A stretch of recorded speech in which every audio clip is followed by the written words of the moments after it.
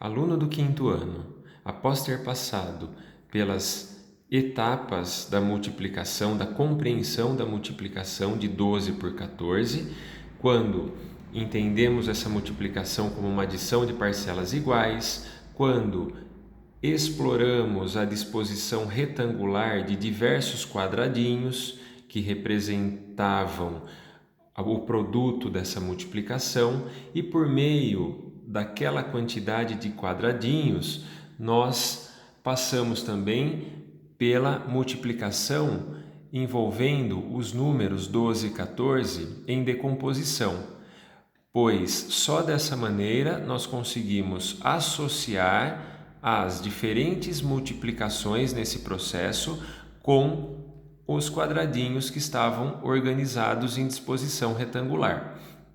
Nós vimos que quando multiplicamos, 4 unidades por 2 unidades, nós temos 8 unidades, 4 unidades por uma dezena, nós temos 40 unidades ou 4 dezenas. Quando nós multiplicamos depois 10 ou uma dezena por 2, nós temos 2 dezenas ou 20 unidades. E quando nós multiplicamos uma dezena por uma dezena, nós temos uma centena ou 100 unidades. Então, todo esse processo de multiplicação estava todo muito bem mostrado, ali nos quadradinhos que estavam todos organizados em linhas, em várias linhas com 14 quadradinhos em cada linha.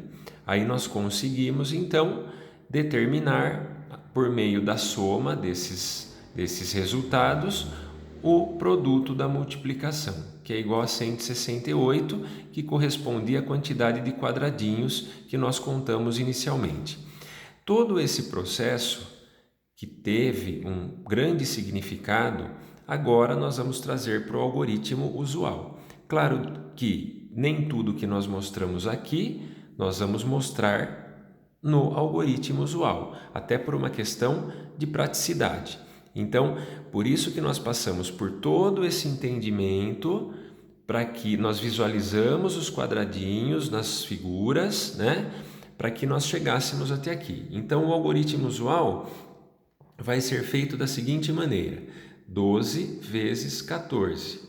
Então, nós sabemos que aqui nós temos uma dezena e 2 unidades, e aqui uma dezena e 4 unidades.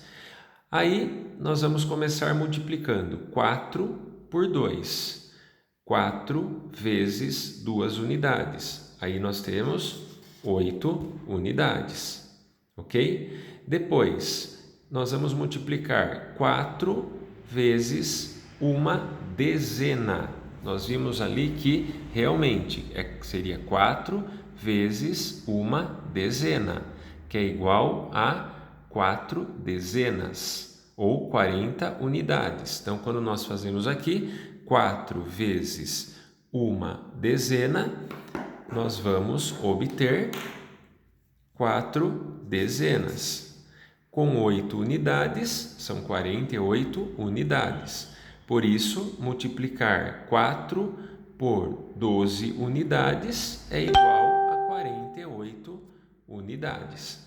Muito bem, depois nós vamos continuar fazendo a multiplicação da dezena do 14, ou seja, uma dezena vezes 12 unidades. Ou, como nós fizemos aqui, uma dezena vezes 2 unidades e depois vezes 10 unidades, que seria vezes uma dezena. Então, nós vamos fazer a mesma coisa. Uma dezena vezes 2 são 2 dezenas. Como são 2 dezenas, eu vou colocar o número 2 embaixo do número 4.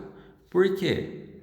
Porque eu estou falando de 2 dezenas e não 2 unidades. Vamos repetir? Uma dezena vezes 2 são 2 dezenas. 2 dezenas corresponde a 20 unidades. Por isso que aqui ao invés de ficar vazio, a gente preenche com o zero. Mas não por preencher, porque na verdade tem um sentido. Quando eu multiplico uma dezena por 2, uma dezena vezes 2, eu tenho, de fato, 20 unidades, ok? Que é o que nós fizemos aqui. Uma dezena vezes 2 igual a 20 unidades ou 2 dezenas. 2 dezenas ou 20 unidades. Agora, falta eu multiplicar uma dezena por uma dezena. Então, uma dezena vezes uma dezena daria uma centena, não é? Foi exatamente o que nós fizemos aqui. Uma dezena vezes uma dezena, 10 unidades vezes 10 unidades, que é igual a 100 unidades, que é uma centena. Aqui é a mesma coisa. Uma dezena vezes uma centena. E uma centena nós vamos colocar aqui, certo? Unidade, dezena, centena. Muito bem, aí nós obtivemos aqui dois números. Quando eu multipliquei 4 por 12, eu obtive 48.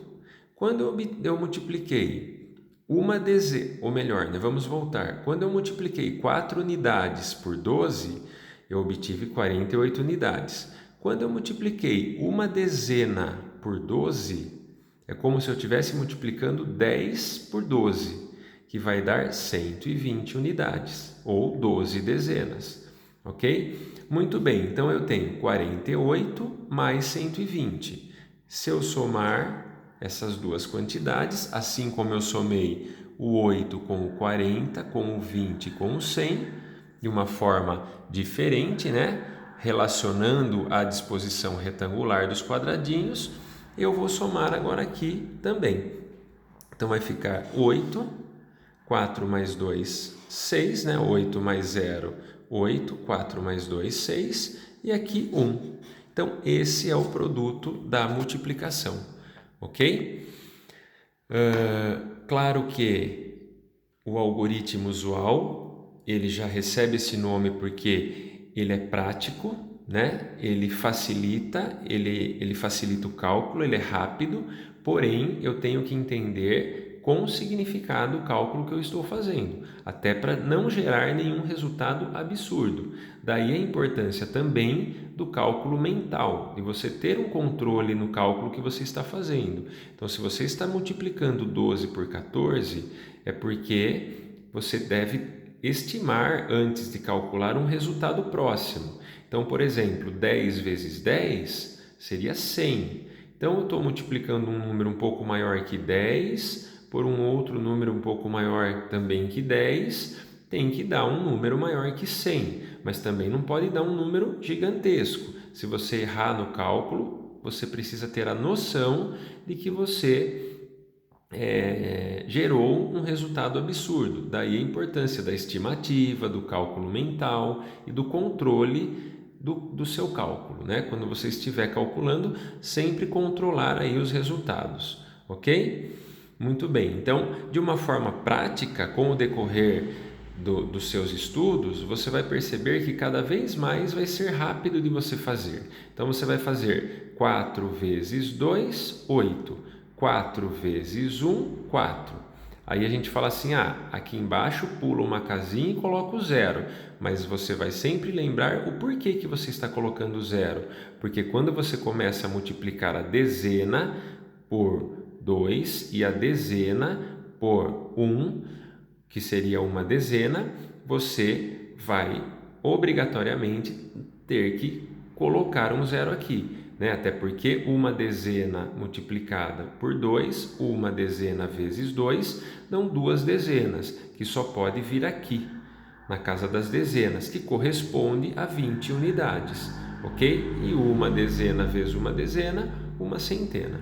Aí é só somar os resultados, ok? Vale lembrar também que a ordem dos fatores não altera o produto.